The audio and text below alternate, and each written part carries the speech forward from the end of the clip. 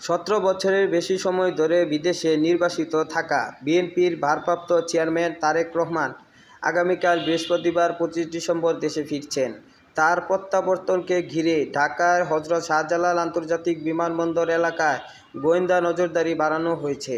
বেসামরিক বিমান চলাচল কর্তৃপক্ষ জানিয়েছে, নিরাপত্তায় কোনো ফাঁক-ফোকর না রেখে পুরো এলাকা জুড়ে কয়েক স্তরের নিরাপত্তা বলয় গড়ে তোলা হয়েছে। সন্ধ্যা 6টা থেকে পরবর্তী 24 ঘণ্টা বিমানবন্দরের ভেতরে বৈধ টিকিটধারী যাত্রী ছাড়া আর কেউ যেন প্রবেশ করতে না পারে সেজন্য নিষেধাজ্ঞা দেওয়া হয়েছে। তখন সহযাত্রী বা ভিজিটর প্রবেশ সম্পূর্ণভাবে নিষিদ্ধ থাকবে। বেবিচক আরও বলেছে, যাত্রী সেবা, নিরাপত্তা ও অপারেশনাল শৃঙ্খলা সঠিক রাখতে এই সাময়িক ব্যবস্থা নেওয়া হয়েছে।